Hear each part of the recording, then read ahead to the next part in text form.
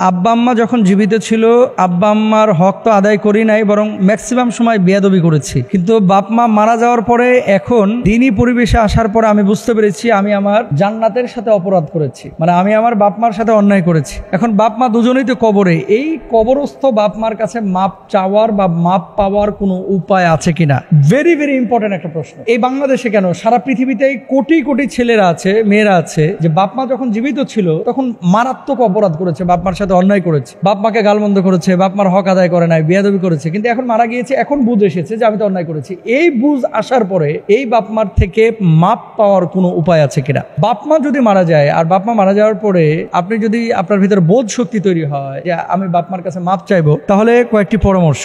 এক নম্বর হচ্ছে আসসালাতু আলাইহিমা ওয়াল ইস্তিগফারু লাহুমা ওয়া ইনফাজু আহদিহিমা মিন বাদিহিমা ওয়াসিলাতুর রাহিমি আল্লাতী লা তুসালু ইল্লা বিহিমা ওয়া ইকরামু সাদিকিহিমা। এটা আল আদাবুল মুফরাদের মধ্যে রয়েছে যে এরকম যদি হয়ে থাকে, এক নম্বরে বাপ মার জন্য ইস্তেগফার করবেন বেশি বেশি। তো ইস্তেগফার করার জন্য নিজেকে সৎ কাজ আগে করতে হবে, মানে নিজে নামাজ পড়তে হবে, নিজে সাদাকা করতে হবে, নিজে সৎ কাজগুলো বেশি বেশি করতে হবে। দুই নম্বর হচ্ছে ওয়া ইনফাক আহদিহিমা মিন বাদিহিমা। বাপ মা যে ওয়াদাগুলো করে গিয়েছিল এই পৃথিবীর বুকে, তাদের কৃত ওয়াদাগুলো পূর্ণ করা। মানে কোনো সন্তান যদি জানে যে আমার বাপ এটা ওসিয়ত করে গেছে এবং এই ওসিয়ত পূর্ণ করার মতো তাদের সামর্থ্য আছে, এই ওসিয়ত গুলো পূর্ণ করা। আরেকটা কথা আপনাদেরকে বলে রাখি, অনেক সময় কিন্তু বাপ মা মারা যাওয়ার পরে কাফনের কাপড় কে কিনবে, একজন আরেকজনের দিকে এভাবে তাকাইতে থাকে, কার টাকা কে দিবে টাকা, আচ্ছা এরকম অসংখ্য ফ্যামিলিতে। তো এই জন্য ইসলামী শরিয়ার মাসালা হচ্ছে যদি বাপের জমি বেচেও এই যে কাফনের কাপড় কিনা লাগে, তো জমি বেচে কাপড় কিনে নিয়ে আসতে হবে। আপনি বলবেন যে এটা কেমন কথা, এটা এক সময় হতো, মানে কাপড়ের দাম ছিল প্রচুর বহু আগে,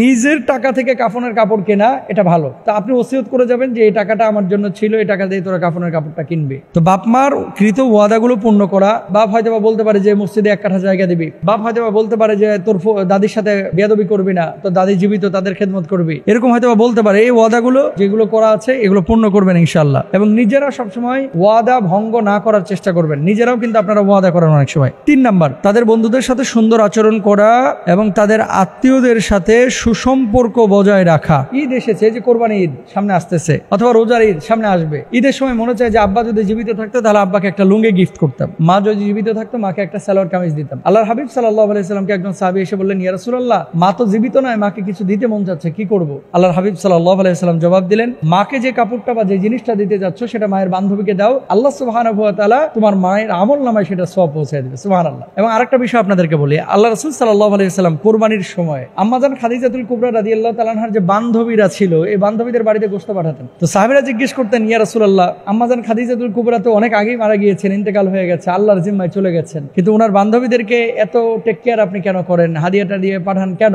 আল্লাহর হাবিব সাল্লাল্লাহু আলাইহি ওয়াসাল্লাম এখানেও বলতেন যে খাদিজাকে আমি ভালোবাসতাম, খাদিজার বান্ধবীদেরকে ভালোবাসা, তাদেরকে হাদিয়া দেওয়া মানে খাদিজাকে দেওয়া। তো এই জন্য এই জিনিসগুলো আমরা খেয়াল করবো ইনশাআল্লাহ তাআলা। তারপরে আসেন, আব্দুল্লাহ ইবনে আব্বাস রাদিয়াল্লাহু তাআলা আনহু থেকে একটি হাদিস এসেছে যেটা রাসূল সাল্লাল্লাহু আলাইহি ওয়াসাল্লাম বলেছেন, আন্না রাজুলান ক্বালা রাসূলুল্লাহ সাল্লাল্লাহু আলাইহি ওয়াসাল্লাম ইন্না উম্মাহু তুফিয়াত আফা ইয়ানফাউহুমা ইন তাসাদদাকতু আনহা। এই যে একটু আগে যেটা বললাম, আমার আম্মা তো মারা গিয়েছে, যদি আমি তার পক্ষে সাদাকা করি তাহলে এতে তার কোনো উপকার হবে? আল্লাহ রাসূল সাল্লাল্লাহু আলাইহি ওয়াসাল্লাম বললেন, হ্যাঁ। এরপর লোকটি বলল, আপনাকে সাক্ষী রেখে আমি বলছি আমার একটি ফসলের ক্ষেত তার পক্ষ থেকে আমি সাদাকা করে দিলাম। সুবহানাল্লাহ। এটা নাসাই শরীফের হাদিস, হাদিস নাম্বার হচ্ছে 3595। তার পক্ষ থেকে হজ বা উমরা করার সামর্থ্য থাকলে আপনি করবেন। কার? বাপ মার পক্ষ থেকে। তাদের পক্ষ থেকে কোরবানির সময় কোরবানি করার ইচ্ছা সামর্থ্য থাকলে আপনারা করবেন, মানে তাদের সওয়াবের জন্য। তাদের ভালো কাজ সময়গুলোকে নিয়মিত করবেন এবং জারি রাখবেন। বাপ একটা মাদ্রাসা করে গিয়েছিল বা বৃদ্ধাশ্রম করে গিয়েছিল, এগুলোকে টেক কেয়ার করবেন এবং নিজেরা দেখাশোনা করবেন, যত্ন করবেন। তাহলে